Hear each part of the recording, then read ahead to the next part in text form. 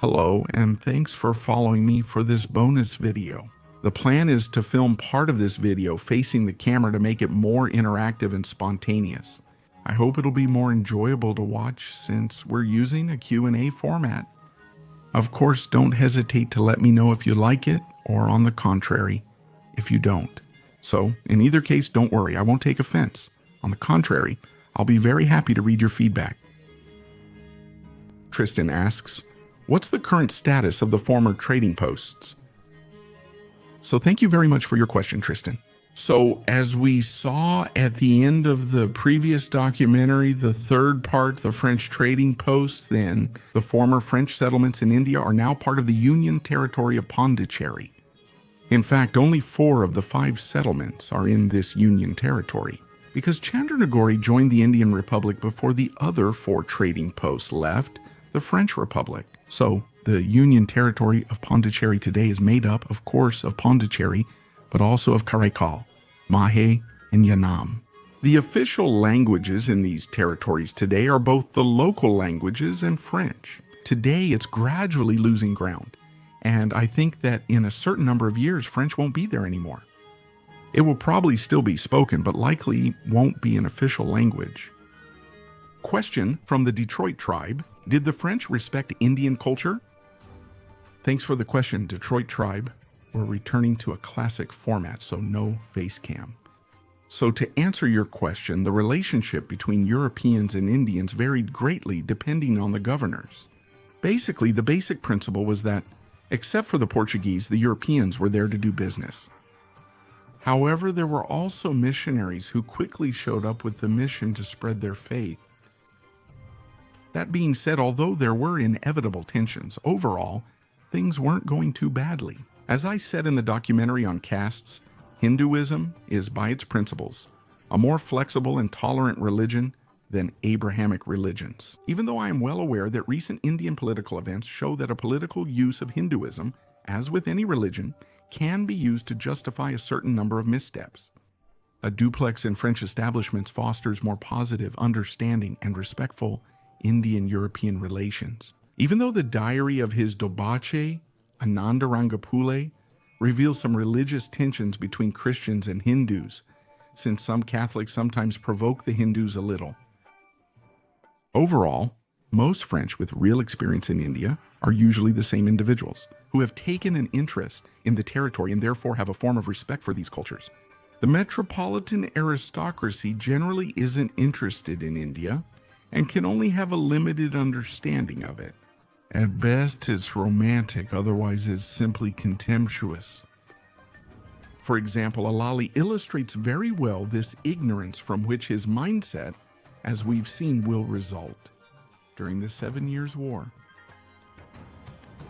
Question from Nuxel King, who first tells me I am a Frenchman from Réunion, a member of the Malbar community, which means my ancestors are mostly Indian Hindus, and I myself am Hindu. There's a question I asked myself in the Malbar imagination. In Réunion and other French overseas territories, French and British colonial India are not clearly distinguished. In parentheses, the two are seen as the same entity, whereas historically, we know that they were 2 different entities. But were the on-the-ground differences really that significant despite the Franco-British rivalry? Weren't there points of convergence in their administration, population control, and colonial laws?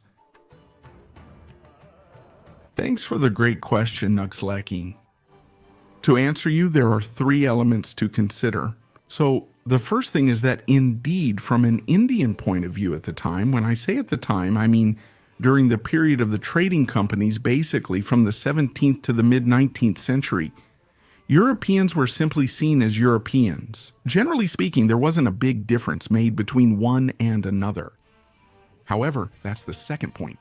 There is still a nuance to make about that, which is that indeed each trading company had its own methods. So whether it's the case of the Dutch East India Company, the East India Company, the British East India Company, or the French East India Company, each of these trading companies faced different issues, had objectives that, while relatively similar, were also different, of course, since they had different missions. And as a result, each company was able to innovate in order to address the issues they were facing. So, for example, that's the case with duplex, which we saw during the trilogy. But also the British, who of course adopted the duplex method, but adapted it to their own goals and ambitions. The third point about your question is that a major difference still emerged, but later on, that is, from the second half of the 19th century and then the beginning of the 20th century, when Great Britain turned India into British Raj, and when the French settlements in India were restored, they became part of the French Third Republic. As we saw in the episode about Félix Éboué, the French Third Republic had a doctrine that was very different from what other countries did, and it had a particular doctrine with regard to these so-called old colonies, which were the colonies inherited from the Ancien Régime, in which it applied, for example, assimilation as it was understood at the time. Once again, I invite you to watch the documentary about Félix Éboué to understand a little bit what that means. And the additional nuance we can add to that is that the issues in the French trading posts were not at all the same as in the British Raj, since they didn't have the same resources. The brutality seen in the British Raj didn't always occur in the French establishments. So on one hand, they had a different doctrine, but also issues that were not at all the same.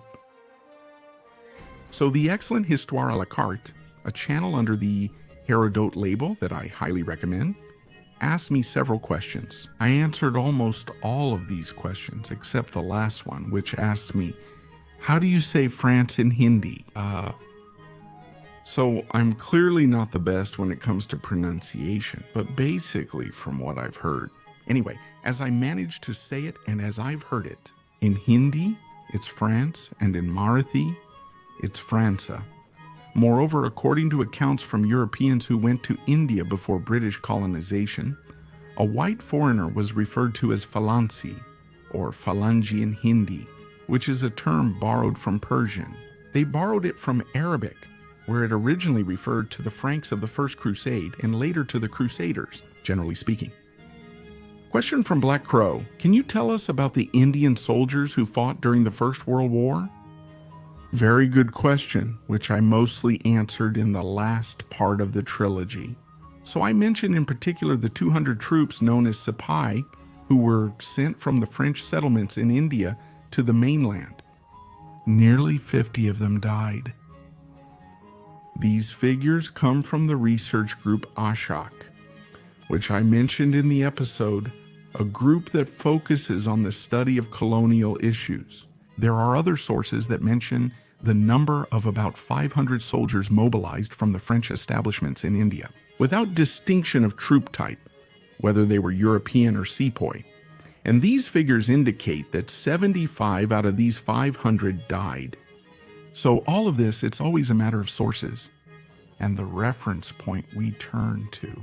Then, regarding the question of Indian troops in general during the First World War, it's much broader, since there were inevitably troops from the British Empire who came to fight in France on the British side and among the Allies at the time. But that's a topic in itself, and it's a subject that goes a bit beyond our topic for today, which concerns the history of France in India. Next, there are two questions from Panouf1, who asked me what was the role of the Sikhs at that time, and what was the French and British policy for managing the different religious communities. Thank you for watching. Thank you for your question, Panouf. The Sikhs didn't really have a role in the history of France in India. I covered their history in an earlier documentary, which you can watch via the link on the screen and in the description.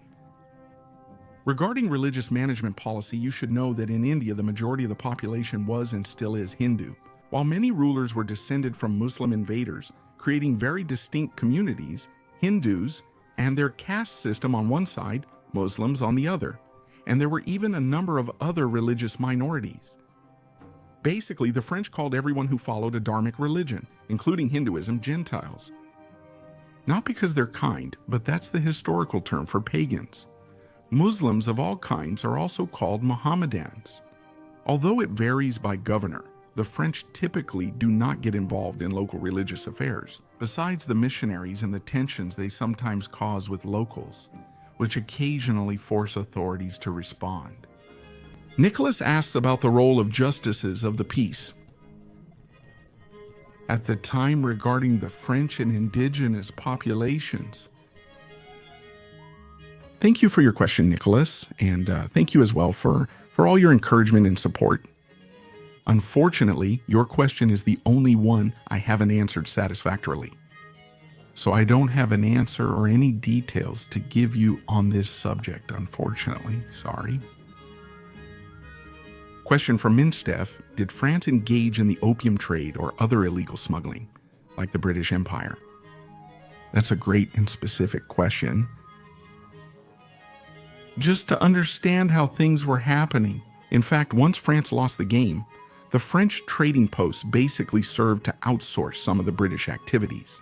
So, because of that, I don't have a precise answer to give you about whether there was actual smuggling or opium trafficking. What I can say is that once the British began trading several Indian resources or routing them through India, it's entirely possible that some of these resources went through the French trading posts, which actually served as subcontractors for these activities. Subtitling ST 501. Joe Goujon asks, what impact did Hinduism have in France? In Germany, it greatly influenced figures like Schopenhauer. But what about in our country? So, to answer you, Joe, Hinduism in France seems to be mostly present in the overseas territories for historical reasons. The problem is I can't give you a very precise answer, since in France we don't have clear figures that allow us to get a precise idea of the proportions of each religion. On the other hand, what I can actually say is that it's quite present in the overseas territories and in some major mainland French cities, especially Paris. However, proportionally, Hindus, whether they are of Hindu tradition or converts, since there are also a number of converts, represent only a very small percentage of the French population. For example, Buddhists, also from a Dharmic religion, have become more numerous due to certain developments noted by my friend Analep. By the way, Label, Herodote explains this very well in his video about Buddhism in Western cinema. Of course, I put the link in the description for you. I then combined questions from Akarag on Twitter, SED Football Club, and Violette Nelly on YouTube. They essentially asked me what France's occupation of those territories was like then. What were the relations between the authorities and the local populations, and how were they different from those maintained by the British? Did the French presence have any impact beyond commerce? We've already addressed many points in earlier answers, so I'll keep this response brief. First, you need to understand the East India Companies lacked European staff. It was very limited, which meant that they eventually turned to Indians to fill various roles. You may have seen the military aspect with the sepoys, but there's a civil role that was particularly central and that I haven't mentioned yet. To keep the already comprehensive subject from becoming more complicated, let's focus on the Dobashes. The Dobashes acted as both representatives of local populations to Europeans and as commercial intermediaries, essentially serving as brokers.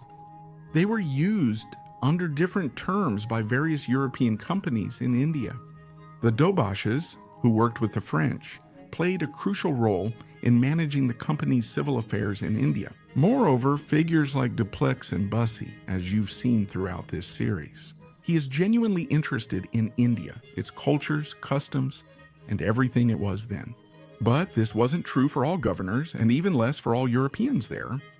Ali is an example of this. The British have similar ones, but usually leave this cultural understanding to the missionaries, which was part of their role. This lets me point out that various European powers brought different forms of Christianity to India, influencing more than just commerce. The conventions for Indian men and women allowed, for example, so-called mixed marriages between a European and an Indian woman, while marriages with non-Christians were, in principle, forbidden by the different companies. However, there were some, but these unions were not regularized by the companies.